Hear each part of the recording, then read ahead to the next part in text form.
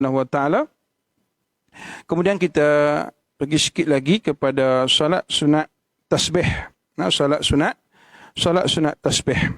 Bila sebut solat sunat tasbih ni sinonim dengan kita bulan Ramadan je. Bulan Ramadan je. Seolah-olah bulan Ramadan ni yang tak boleh kita tinggal dua solat, iaitu solat sunat tarawih dan solat sunat tasbih. Hilangnya Ramadan, maka hilanglah dua solat ini. Sedangkan yang hilang selepas Ramadan itu hanya solat sunat tarawih saja. Tasbih dia tak hilang. Tapi itulah yang berlaku. Allahumma salli ala sayyidina Muhammad. Jadi perkataan tasbih itu maknanya menyucikan. Tasbih. Kerana solat ini banyak membaca Subhanallah, Maha Suci Allah. Yang bermakna Maha Suci Allah. Dinamakan dia solat tasbih. Dari itu, salat ini, kata musannif, termasuk dalam golongan salat sunat mutlak. Tergolong dalam salat sunat mutlak. Bila tergolong dalam salat sunat mutlak, maka dia tak boleh didirikan pada waktu yang dilarang. Pada waktu yang dilarang. Allahumma salli ala sayyidina Muhammad. Dari itu, salat ini termasuk dalam golongan salat sunat mutlak, tetapi fadilatnya besar. Sangat baik dikerjakan kalau boleh. Tiap-tiap hari. Tiap-tiap hari, walaupun hadis mengenai ini adalah dhaif, tapi kita boleh beramal. Tiap-tiap hari sekali. Kalau tak mampu, seminggu sekali. Kalau kita tidak mampu, sebulan sekali. Kalau tidak mampu, setahun sekali. Kalau tak mampu juga, sekurang-kurangnya seumur hidup sekali. Allahumma salli ala sayyidina Muhammad. Jadi, saya pernah tanya anak pelajar, sebab dia ada dalam silibus 305 KSSM, iaitu solat sunat tasbih ini. Pernah tak solat sunat tasbih? Allah, sudah tingkatan 5, ibu-ibu, ayah-ayah yang dirahmati Allah, anak-anak kita sudah tingkatan 5. Bila ditanya, pernah tak buat solat sunat tasbih? Apa jawapannya? Tak pernah, Ustaz. Ya Allah. Ibu-ibu, ayah-ayah, dedahkanlah. Dedahkan walaupun dia tergolong dalam sunat mutlak. Tapi sekurang-kurang dah umur 17 tahun. Dah umur 17 tahun. Tak pernah sekali lagi melakukan solat sunat tasbih. Jadi kalau Allah Ta'ala jemputnya pada saat itu, bermaksud tak ada lah. Sekurang-kurang seumur hidup sekali itu tak ada lah baginya. Allahu Akbar. Jadi kita sebagai ibu, sebagai ayah, maka pastikan tarbiyah dan didikan kita itu, jadi bagi ada juga bahagian untuk anak-anak kita, insya-Allah. Jangan sampai hanya kita sahaja, tapi kita melupakan anak-anak kita. Yakni 4 rakaat, kata musannif, 1 salam. Jika dikerjakan pada siang hari. Jadi solat sunat tasbih ini boleh dilakukan pada siang dan boleh dilakukan pada malam. Jadi kalau siang boleh dilakukan 4 rakaat dengan 1 salam. Dan tiap-tiap 2 rakaat 1 salam jika dikerjakan pada malam hari. Kerana Nabi SAW sebut, salatul lail raka'ataini raka'ataini. Salat malam ini salat sunat malam raka'ataini 2 rakaat 2 rakaat. Jadi lafaz niat dia usalli sunat tasbih 4 rakaatin. Ini kalau kita nak buat 4 rakaat lah pada siang hari. Ataupun pada malam hari usalli sunat tasbih rakaataini lillahi ta'ala. Usalli sunat tasbih 4 rakaatin lillahi ta'ala. Ataupun kalau malam usalli sunat tasbih raka'ataini lillahi ta'ala. Itu lafaz. Jadi sebelum kita masuk dalam salat. Sahaja aku salat sunat tasbih 4 rakaat kerana Allah Ta'ala. Ataupun sahaja aku salat sunat tasbih 2 rakaat kerana Allah Ta'ala. Senang saja. Open waktunya. Luas waktunya. Malam tidak ada waktu tahrim. Allahumma salli ala sayyidina Muhammad. Boleh buat. Boleh buat bila-bila masa. Boleh buat bila-bila masa. Betapa lapangnya waktu yang kita melakukan solat sunat tasbih ini. Siang hanya beberapa waktu yang dilarang sahaja. Yang lain panjang lagi waktu-waktu yang diberi ruang pada kita untuk solat. Jadi kalau kita bagi alasan tak ada waktu, tak sempat waktu, Allahu Akbar. Nah, Allahumma salli ala sayyidina Muhammad. Jadi insya-Allah bagi yang belum pernah, khususnya pada anak-anak kita, nah, jadi insya-Allah kita usahalah untuk sama-sama mengerjakannya insya-Allah. Jadi kaifiatnya rakaat pertama baca Fatihah dan surah Alhaakumut Takatsur. Nah, macam biasalah takbir Allahu Akbar. Jadi dalam takbir itu kita lintas di hati kita nak solat sunat tasbih. Rakaat pertama baca Fatihah dan surah Alhaakumut Takatsur. Jadi surah ni terpulang. Nah, nak baca surah apa-apa pun dipersilakan. Semana yang kita maklum tadi. Rakaat kedua baca Fatihah dan surah Wal 'Ashr. Rakaat ketiga baca Fatihah dan surah Qul ya ayyuhal kafirun, dan rakaat yang keempat baca Fatihah dan surah Qul huwallahu ahad. Dalam solat tasbih ini disunatkan baca subhanallah walhamdulillah wala ilaha illallah wallahu akbar. Cuma di sini kita nak pesan ibu-ibu, ayah-ayah, muslimin, muslimat yang dirahmati Allah Subhanahu wa taala, janganlah baca laju sangat sampai Allahumma shalli ala Muhammad. Subhanallah alhamdulillah wala ilaha illallah Allahu akbar subhanallah, nak kejar Allahu akbar. Kita solat biarlah tertib. Sebab kita solat kita berhadapan dengan Allah. Tak sopan, tidak ada adab di saat kita baca terlalu laju. Terlalu laju. Kita nak kerja apa? Kita nak solat, kita nak cari keredaan Allah.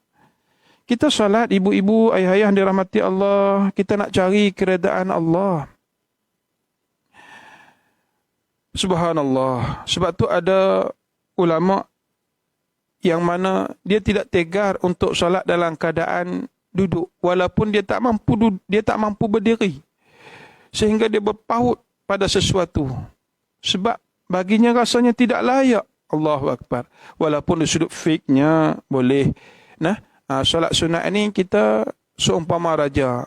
Bebas untuk kita nak solat dalam keadaan sama ada berdiri, sama ada duduk, mengiring, terlentang. Bebas boleh. Cuma ada segelintir Allah Ta'ala campakkan dalam hatinya rasa malu dengan Allah Subhanahu Wa Ta'ala di saat dia mampu berdiri tapi dia duduk untuk solat-solat sunat ini. Tapi di sudut fiqh tidaklah menjadi satu kesalahan, cuma pahalanya berkurangan daripada yang ini tidak sempurna lah sebagaimana solat dalam keadaan berdiri.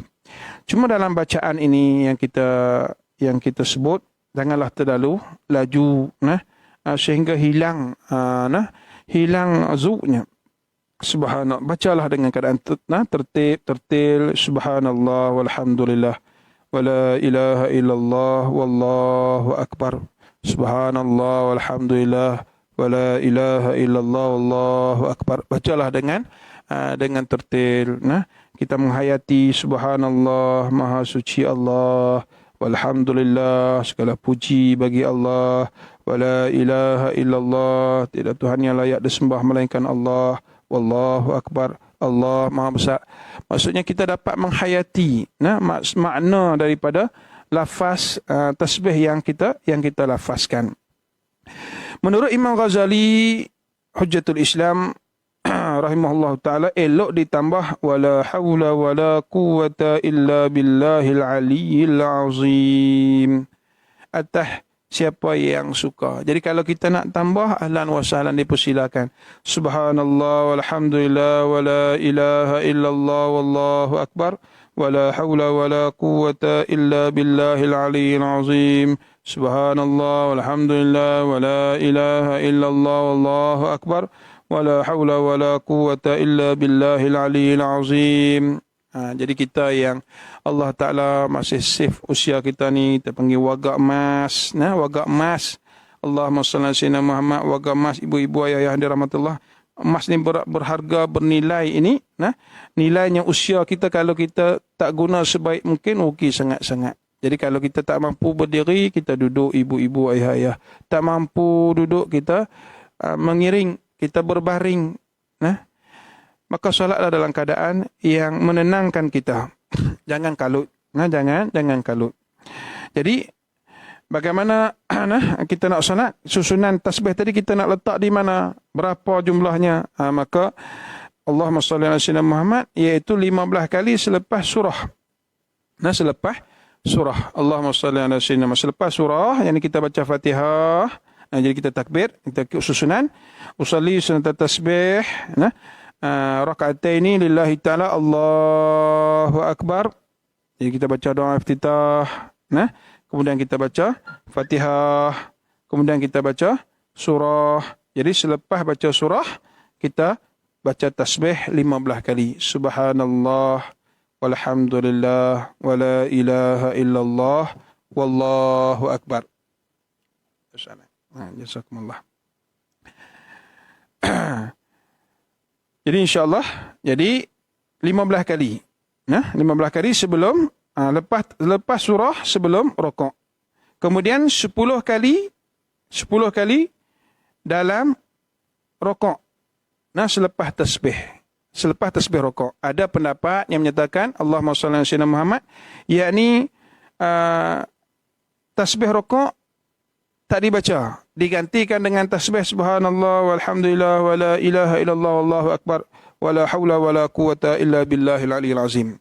Maka di sana pilihlah, kalau kita berdasarkan pada kitab kita ini, yakni kita tasbih rukuk dulu. Tasbih rukuk dulu. Subhana rabbiyal azim. Subhana rabbiyal azim wa bihamdi 3 kali. Kemudian baru subhanallah walhamdulillah wala ilaha illallah wallahu akbar wala haula wala quwata illa billahil aliyil azim. Ataupun kita takbir rukuk, Allahu akbar rukuk, terus kita baca subhanallah walhamdulillah wala ilaha illallah wallahu akbar wala haula wala quwata illa billahil aliyil azim 10 kali. Kemudian i'tidal. I'tidal, sami Allahu liman hamidah rabbana lakal hamd. Kemudian kita baca 10 kali tasbih. Kemudian kita turun sujud. 10 kali dalam sujud yang pertama selepas tasbih sujud. Jadi kalau kita nak baca tasbih sujud dulu, silakan. Kalau tak mau baca tasbih sujud pun silakan. Di sana ada pendapat menyatakan bahawa kita solat sunat tasbih, maka zikir-zikir dalam rukuk, dalam sujud digantikan dengan tasbih. Kemudian 10 kali dalam duduk di antara dua sujud. Selepas baca Rabbi firli warhamni itu, ataupun terus kita baca tasbih. Kemudian 10 kali dalam sujud yang kedua, selepas tasbih, ataupun terus kita baca. Dan 10 kali dalam duduk istirahah, yakni sebelum kita naik ke rakaat yang kedua. Sebelum naik ke rakaat kedua, kita duduk istirahah. Subhanallah walhamdulillah wala ilaha illallah Allahu akbar wala haula wala quwata illa billahil aliyil azim 10 kali. Kalau kita buat 4 rakaat, 4 rakaat, jadi kita ada tasyahud awal. Kita buat tasyahud awal contohnya. Kalau kita nak buat tasyahud awal, kalau kita tak mau buat tasyahud awal, terus kita nak tahiyat akhir, apa silakan. Silakan. Jadi kita nak buat tasyahud awal. Jadi Allahumma shalli ala sayyidina Muhammad, contoh kita nak buat tasyahud awal, maka sebelum tasyahud, dalam tasyahud, sebelum membaca tahiyat. Sebelum baca tahiyat lah. Sebelum at-tahiyat tu, jadi kita bangun, kita duduk tahiyat awal tu, kita baca tasbih dulu. Jadi kemudian kita baca tahiyat awal. Lepas tahiyat awal, kita bangunlah masuk rakaat yang ketiga kalau kita buat 4 rakaat.